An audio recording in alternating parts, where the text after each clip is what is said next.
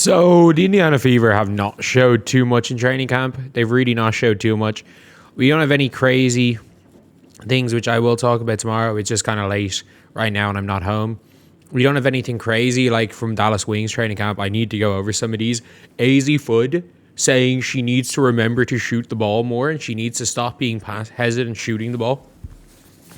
This is a player who is drafted because she does one thing. And she basically just came out and was like, I need to stop being scared to shoot the ball.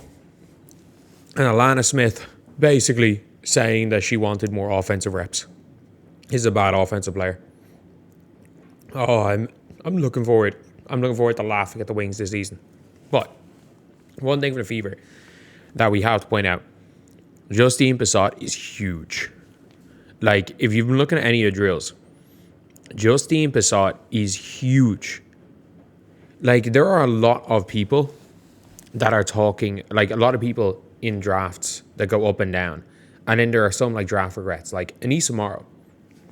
If you were basing Anissa Morrow of being 6'1", she's the same height as Fee Maisha Hines-Allen. You can get away with her motor at 6'1" at the WNBA level. And a lot of people had her going as high as 4 last year. And she went 7. In a redraft, she's not a first rounder. Why? Because she's 5'10". And that is being generous, saying Anissa Morrow is a 5'10" non-shooting power forward. And telling everyone, even though at the collegiate level, her impact was incredible. Raven Johnson is about 5'8". A lot of Fever players are smaller. I think Caitlin's probably maybe a little bit shorter than 6 foot. And like even Sophie and Lexi. Lexi's clearly way taller than Sophie. They're listed at the same height. So you see in the WNBA, a lot of these players are being listed at incorrect heights. Like Cam Brink says she's 6'4". She's minimum 6'6". Awa Pham is minimum 6'5" without shoes on. Like she towered over Angel Reese. But Justine Pissott is huge. Like she is legit 6'4". Like she's the tallest player on this Fever team. Maybe Mo Billings. But like she's tall. She's bigger size-wise than I thought. She's longer than I thought. And the jump shot is so smooth. The jumper is just so smooth, just in general. Like, I'm sorry. If you just look at her in the corner catching the ball, it's so smooth.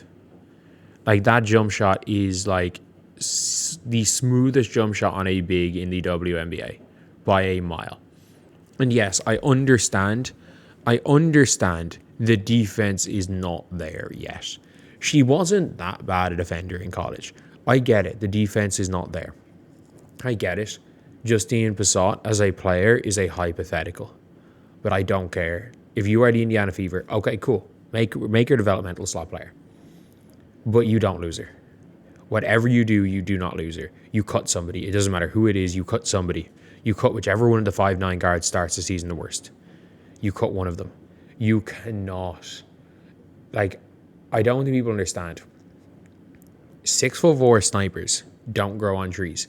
Look, she doesn't project to be a long-term Alana Smith level defender. But she does project, like, even if she can be unpassable on the defensive end, what? She's Beck Allen. She's Katie Lou Samuelson. Even if she's a bad defender, as in, like, if she's just bad and not, like, so bad you can't put her out on the floor. If she's just a bad defender, she's Katie Lou Samuelson. And I'm sorry, getting Katie Lou on a 4-year minimum, a young Katie Lou to progress on a 4-year minimum is great.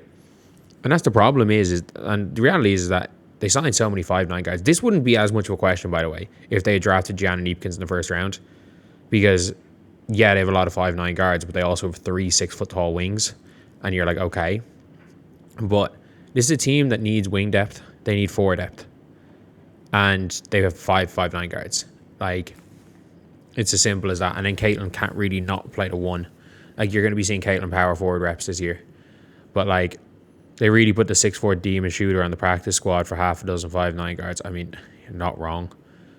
This training camp, it's been bizarre hitting that beautiful throw on threes and you put a developmental player. And, like, look, I don't actually have an issue with the developmental player. The problem is that I don't see them cutting anyone. We are all talking hypotheticals here. Like, we don't know. We're not there in practices. The likelihood is that she's going to be a developmental player and signed by somebody else and gone. That is an above 50% chance, and that just can't happen. Like, she is, I'm not saying she's a unicorn because there are 6'4" shooters out there. Like, to act like Leo Phoebus is a unicorn because she's the best defender in the WNBA on top of being a 6'4" shooter. Like, Phoebus is more of a unicorn than Satu. Katie Lou Samuelson is probably a good comparison. But I'm sorry, like, if you're getting Katie Lou Samuelson in the second round, you don't let Katie Lou Samuelson walk. Like, you just don't.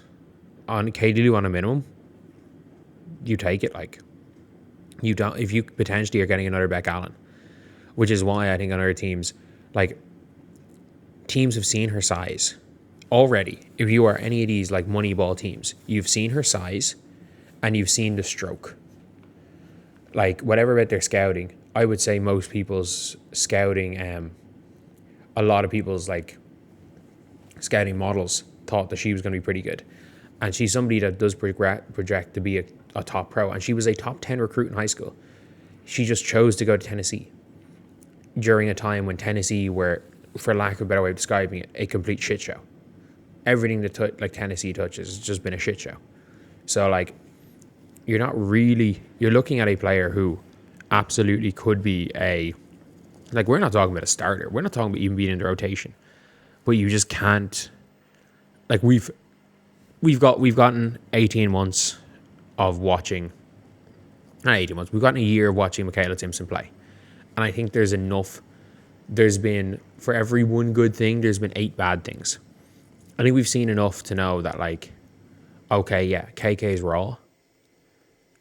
I'm probably not going to reach the potential. Probably not. Very, very raw. And, like, almost too raw. And for me, I would rather them give those reps to Justine Pissott because I like the fact that we got KK on the team last year and we saw what KK could do in a 12th spot and we saw some good and a lot of bad. But I think the lack of progression from a season overseas. Whereas if we see Justine Pissott, I'd rather give her those reps. That's just my opinion. Because she is huge. She is legitimately 6'4", and she's somebody that I do feel like the Fever long-term could be a great piece because there are not that many 6'4" shooters around, especially ones that have as quick a trigger and are as and are legitimately 6'4", not 6'1" and saying they're 6'4", that are legitimately 6'4". She moves solidly. There's a reason why she was on Team USA's growing up. Like, this could be the steal of the damn draft, and the Fever might be letting it go.